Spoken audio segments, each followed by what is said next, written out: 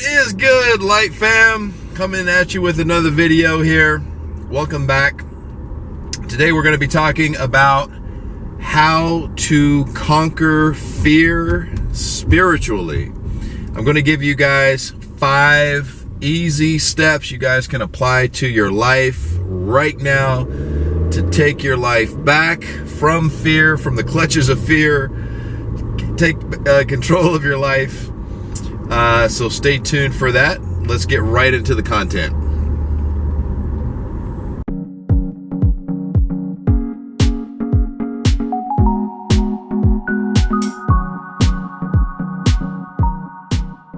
All right, guys, so if you are new here, please subscribe. Make sure you hit that notification bell. You don't want to miss any of the new content that's going to be coming out. But let's dive right into the content. So I've got 5 easy steps that you guys can apply to conquer fear or worry. And make sure that you stick around to the end of the video, because part 2 of step number 5 is truly transformational. It is something that you're able to apply to your entire life, not just on the subject of conquering fear. So stick around for that. I think you'll be pleasantly surprised. Step number 1, identify the source. What I mean by that is, a lot of times there's a study that states that 80 to 85% of what we actually worry about, what we fear, never even happens. So a lot of times if we identify the source, we'll discover that that fear or worry may be coming from ego.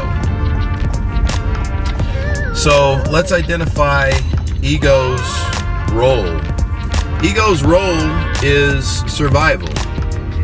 Ego is responsible for the fight or flight response when it feels a threat to survival. Now, in the spiritual community, there's a lot of debate about, whether the ego is good or bad. We'll leave that for another video. But it's important that you understand the ego's role, as I mentioned, which is survival. But it's also important to understand its place. Do not put ego in the driver's seat, okay? You're in the driver's seat. Ego is more like a radar. Let's say that you're selling a ship, right? And you get a little beep on the radar. Boop, boop. Oh, there's a little iceberg over here. Let's navigate over to the left. Going along. Boop, boop. Oh, there's a rock or a boulder. Let's go over to the right. That's what the ego is like. It's like an early warning, advanced early warning system. And if you don't put it in the driver's seat and you just are aware of it and you don't react to it, you don't judge it, you just listen to its suggestions or what it's telling you to be aware of without any type of emotional charge around it, and then you determine whether or not it's something to actually worry about. You have to understand that the ego is a lower vibrational, primal mechanism that we have, and it's viewing the situation from below. Now, if you are on top of your spiritual practice and you're subscribed to this channel, then clearly you have a higher vibration, and that means that you have a higher viewpoint, a higher vantage point over everything that's going on in your life. So you have more information about the situation than the ego has. Okay? So don't fall for the ego's worrying. Just put the ego in its place. You've got all the actual answers if you look at the situation logically. Which leads me into number 2, which is ask if it's true. Okay? So what I like to call the rule of 5s is list 5 reasons why, 5 valid factual reasons why what you're fearing or worrying about may not be true. As soon as you're able to debunk the situation, you take all of that negative charge away from the situation, and you stop that negative pendulum from gaining momentum and swinging really hard. You take that momentum off of the snowball from rolling. List 5 reasons why it may or may not be true. An example may be, let's say that you're struggling with lack. You're concerned about, covering the bills. Ask yourself, have I ever not been provided for? It's a legitimate question. And if the answer is no, then you're batting 1,000. That's probably the ego just letting you know, hey, be aware, rent's due in a couple of weeks here. Make sure that you're doing this and you're doing that. You just want to keep things in their proper perspective when they come from the ego. Don't let ego be in the driver's seat.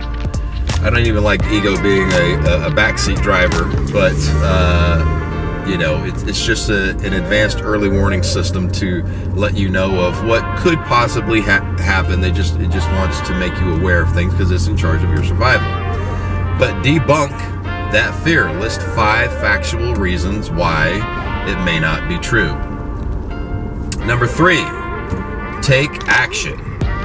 Action is motion, okay? When your brain is in action mode, it is in solution mode. It's not in fight or flight. The ego puts you in fight or flight.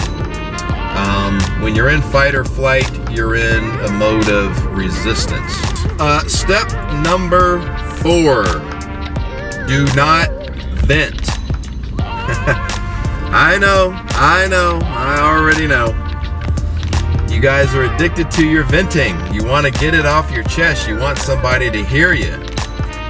What you're really addicted to are the chemicals that your central nervous system releases, the pity party chemicals.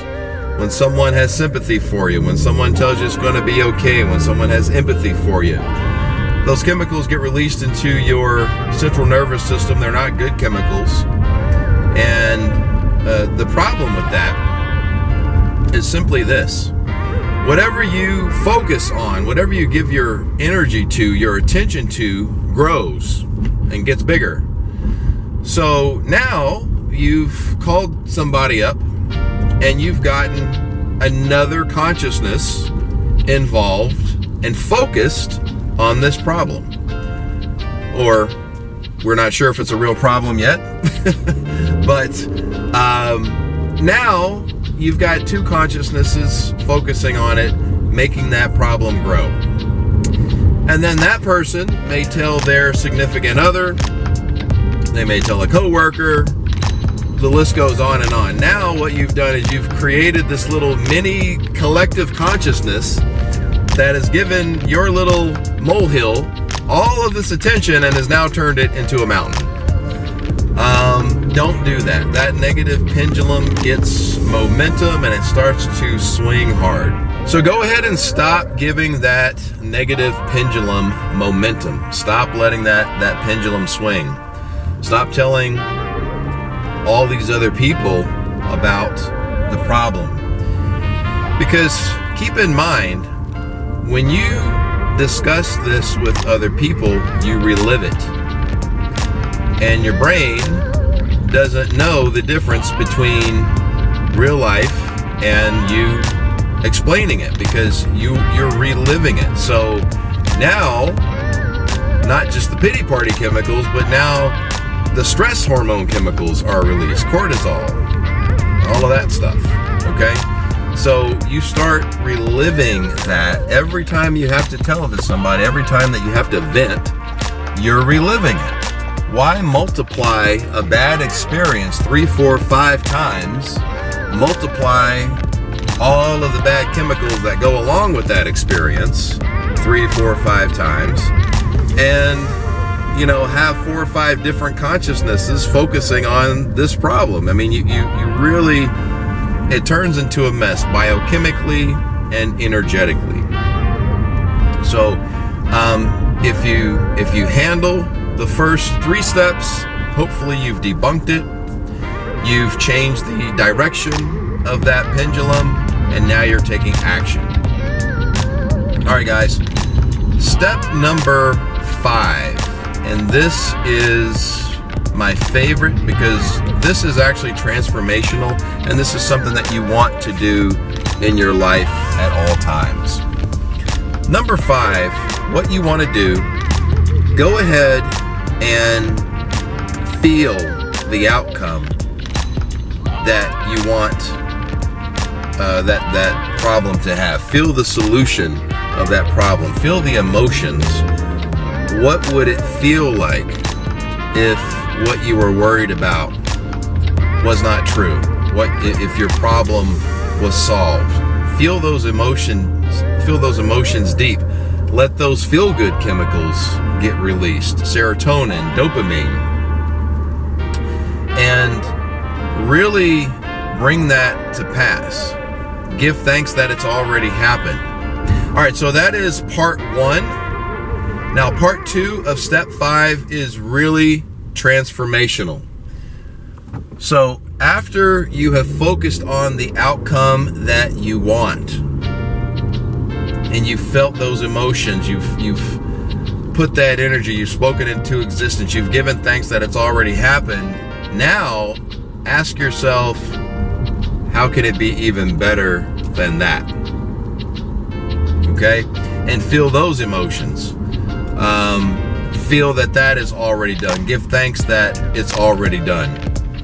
And feel the dopamine and the serotonin release of the feel-good chemicals, that something even better than you could have imagined has already happened. And focus it and be specific on what that could be. And that's the transformational part. You can apply that concept to your entire life in every situation. Start asking, how can it be even better than this? You know, a lot of people, they go around with the, what is it? The Monroe's Law? Murphy's Law, that's what it is. Murphy's Law. I don't even know the name. I don't mess around with that loser type of mentality. It's just, what can go wrong? Come on, that's horrible thinking. Step your game up, guys. How can it be even better? That's what you need to think of. How can it be even better? So when you're manifesting, when you're setting your goals, when you're planning things out, ask, how can it be even better? And then all of a sudden you start setting bigger goals, and then you start manifesting bigger things. Good has no limit. So an outcome that is good, there's no limit on good. So always ask, when you're asking what is a good outcome, and then you ask what's better than that, good has no limit. You can always ask, well, what's better than that? And better has no limit. So ask, well, what is best? So you can keep taking this concept completely to the opposite end of that negative pendulum that started to swing, and you take it completely to the opposite direction. And you can apply that to everything in your life, okay? So, quick recap. Identify the source. Is it just your ego spouting off? Put it in its place. Number 2, ask, is it true? Give 5 reasons why it may not be true.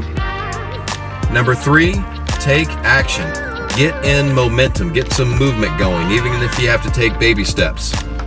Number 4, stop venting. Do not vent. Don't get a whole bunch of different consciousnesses focusing on the problem, exacerbating the situation, really getting that negative pendulum to swing. And number 5, focus on the outcome that you want. Feel the emotions of that outcome having already happened. Give thanks that it's already happened. And then the second part of number 5 is ask the question, how can it be even better than that? And feel the emotions of it being even better than that. All right, so I'm glad you guys stuck around to the end. If you found value in this video, please hit the like button. If you guys have any questions about anything that I've said, please leave it down in the comments below.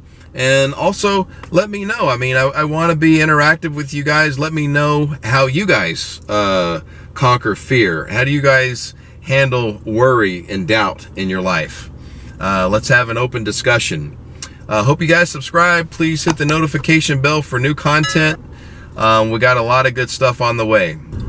Light, love, and abundance to all that are watching and to all you love. Peace, guys.